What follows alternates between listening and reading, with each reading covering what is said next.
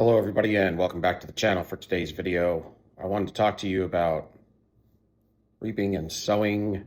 So let's jump in.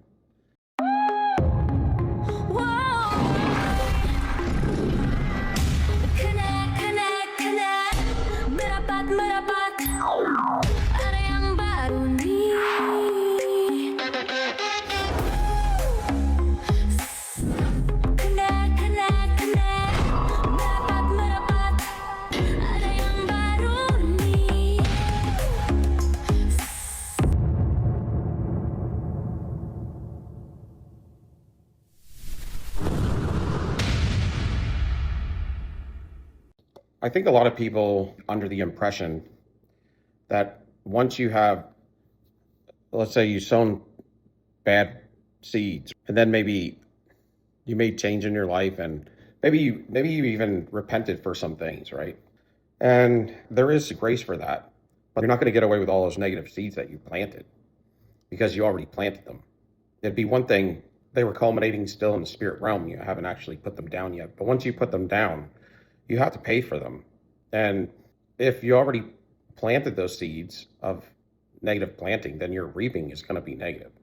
There may be a little bit of grace there, but somehow, some way, the orchestration is going to come out to where you're going to have to pay for it evenly. The repercussions, the Lord may maybe change the repercussions of it, but you're going to have to pay for that negative reaping. That's why when I talk about, even if a narcissist changed today and made constant change and reversed everything currently, they still have to pay for the reaping for the seeds that they have planted because they have destroyed so much. You can't just expect because you made change today that everything you did before today is not going to come back at you because you made a constant effort to change today. What it does is it changes your today's future, but the past has already been laid down. You already have in the past submitted to whatever dark energy you did to make those covenants, contracts, and consents come into fruition. You can't go back and change them. So if a narcissist changed today and then you get back into a love partner relationship with them, you've got to know and understand that you're going to reap a lot of that negative harvest for a long time because they have a lot of negative reaping that's coming at them. And if you're connected to them, just like you were in the past current relationship, when you were in it with them energetically, they weren't changed or they hadn't decided to make some sort of an about face. So you were reaping in that. But when they do make an about face and change, if that was even possible, you're going to have to pay for that with them because you're the one because you decide to go back into a relationship with them. So they could have a lot of years of negative reaping coming their way. Those laws are put into this foundational world that we live in the 3D, so that things are evened out and balanced. It's just something I wanted to go over because I think a lot of people are under the impression if they repented today, everything they did before today would be null and void, and that's not true. It's not true. It's just from here on out, you will walk under a different covering because you decided to make change in your life and almost be a spiritual law-abiding individual for whatever reason. You know, you can get in line with God because you've seen so many negative repercussions and you know it hasn't done anything good in your life or anybody else's life, and you know it only sends back garbage to you because garbage is all you put out. And the negative reaping that you place upon other people, well, they're still dealing with it, some of them. Or they're still, because it's been planted already, maybe it hasn't happened yet. But if it doesn't get deflected, that individual is still currently energetically going to have to deal with stuff that you already planted. That's going to come to harvest. And if you try to curse other people with, they're going to have to deal with it. There's no way you're not going to get negative reaping from that as well. And probably for a long time. That's why people talk about, as much as the narcissist deflects their reaping because they project it onto others while they run to the next one, and then they will soak up their energy, cloak themselves in that person's energy, and then project onto them and continue to run to the next one. What they're actually doing is running from karma. They're running from the negative reaping that's supposed to hit them. And when they're in love bomb phase, they're infatuated. So it raises their vibration up, because when you're infatuated, you're in a higher vibration. So it's going to look to other people as if there's nothing poor going on in their life. And that's why a lot of individuals that come out of narcissism say, well, the narcissist doesn't look like anything wrong's going on. They're not dealing with anything negative. But what they're really doing is their negative reaping is not hitting them because they're projecting it on other people while they cloak themselves in good energy that respectively doesn't deserve to get hit with negative reaping. And they're camouflaging themselves in the spirit realm with your energy. Then they leave you. They go to the next person and they cloak themselves and camouflage themselves in that energy. All the while, their love partner, counterpart, situationship is paying for it. And that's not fair. It's fair that you paid for your end of it because you decide to go into a contract, covenant, and consent, meaning some sort of relationship, situationship, agreement to spend your time, your energy, and agree to flip energy with them, whether it was unbeknownst to you or not. You did it. And it only happened and it only occurred because of your consents. Because of your consents, you have to pay the repercussions for that. That's why when it does hit you in the relationship and after, it's fair. And it's fair. And when they leave and they go to the next relationship, and it's running behind them, right? It's actually always getting projected onto somebody else.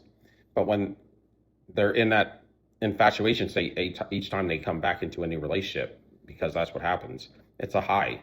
So it's going to make them look cloaked in a positive high vibration.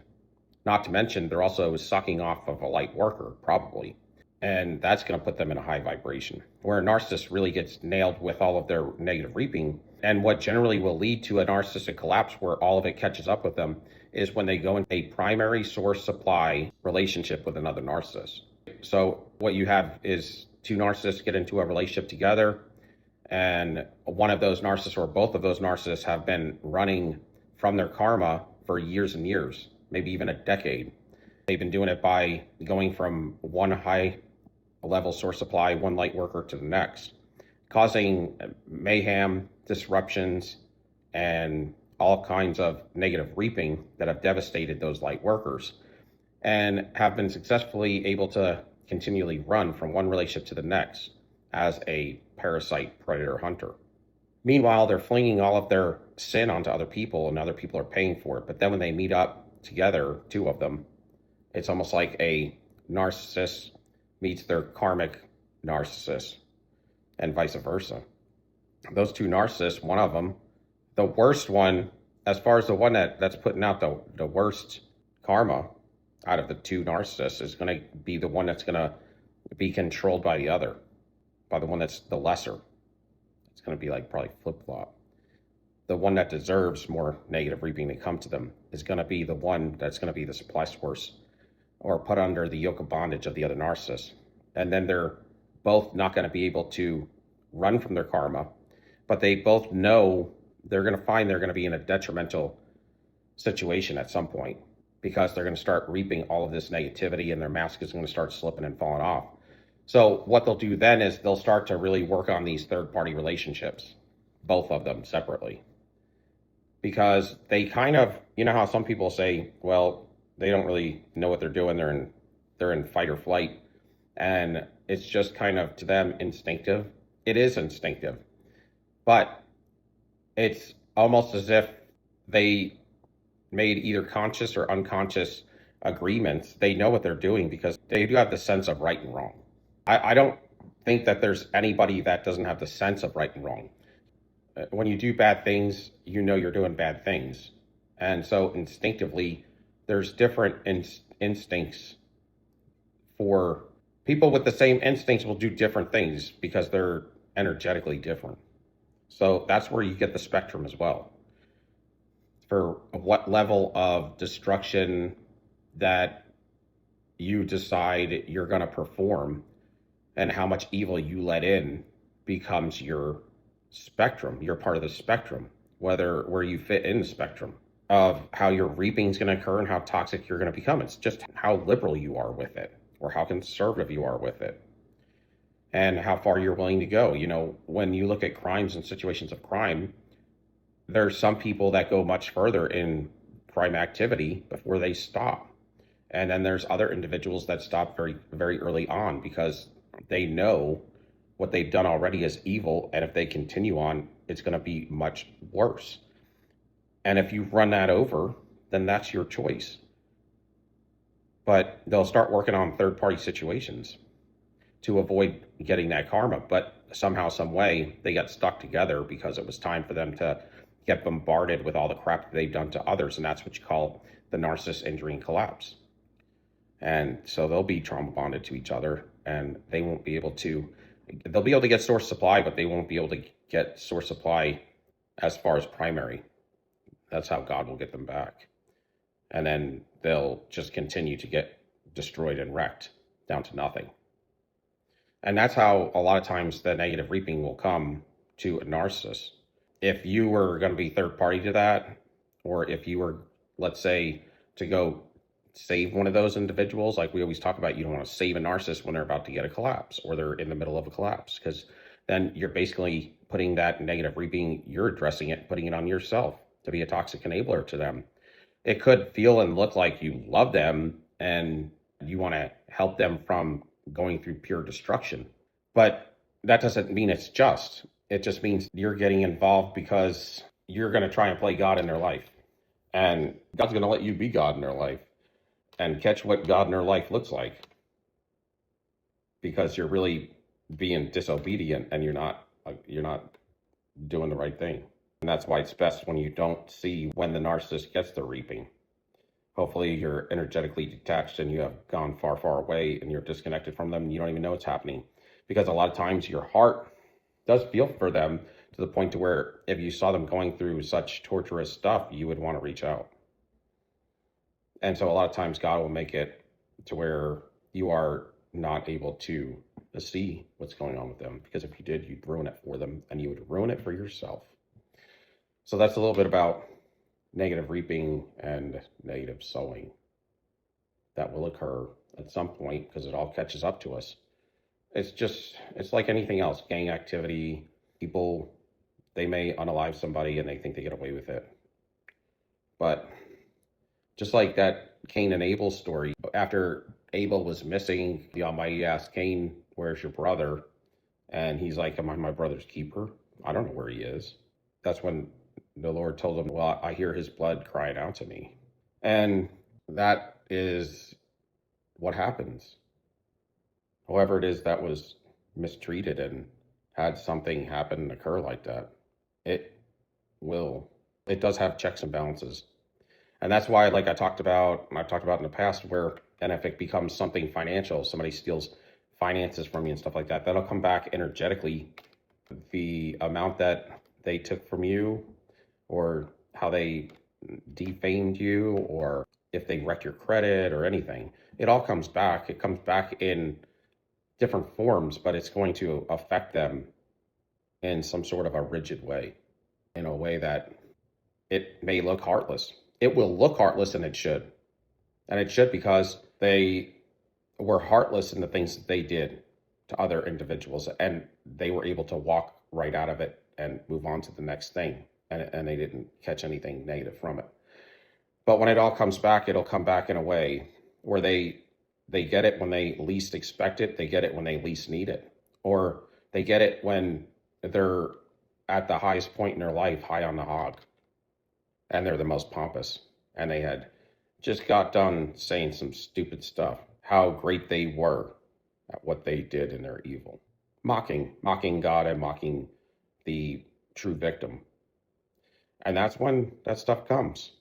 All of a sudden, somebody will wake up and they will pull their energy back and cut those cords, ask for their energy back, clean and pure.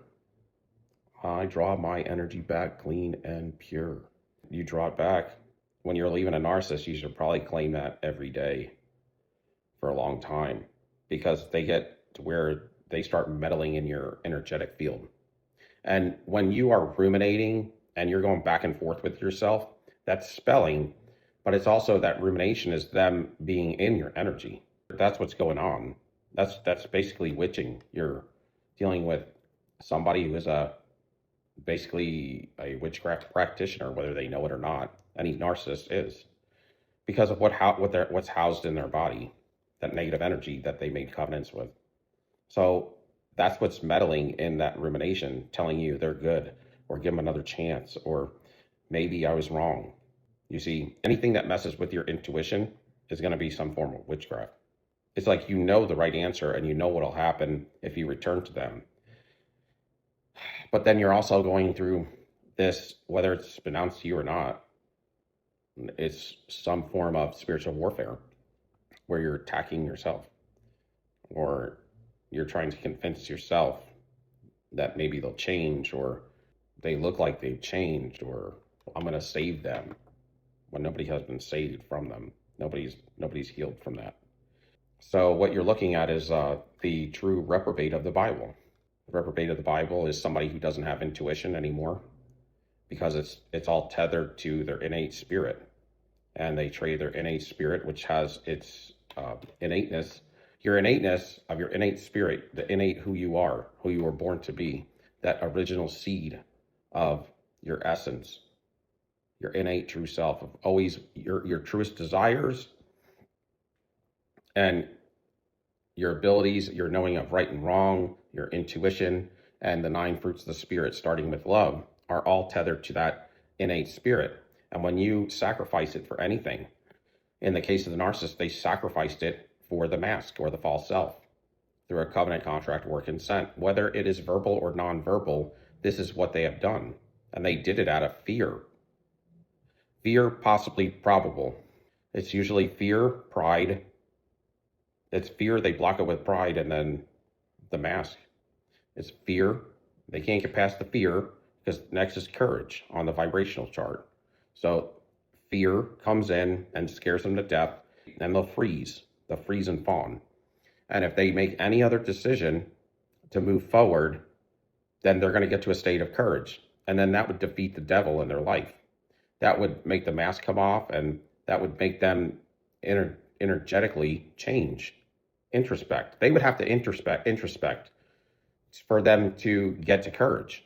Because when you're in a freezing fawn state, in fear, before you get to courage, you're stuck, but you're sticking yourself, because you have an option, and you always have options, and your option is to break through that fear with courage, as hard as and how humbling as it may be.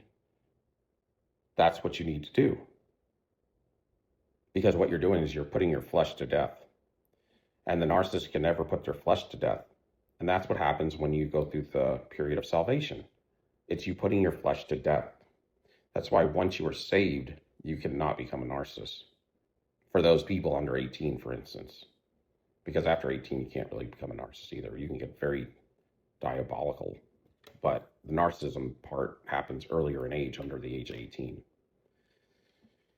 So because of that, they end up eventually going to a place to where they're constantly in a state of, they would get to that state of their worst fear, but never to balance that out by getting to a courage state. And because they're sitting in that kind of a stasis, it puts to death over time any right and wrong intuition, your innate self, and the 9 fruits of spirit, starting with love. So then you get stuck as all you can do is hate. Or what they do is they end up, when they get infatuated and then bust you to pieces, is because they hate that they love you, or they love that they hate you. It's really like they hate that they love you, because they see, God will have them see all of the goodness in you, but then out of jealousy will perform acts to tear you down, because now they have no other option.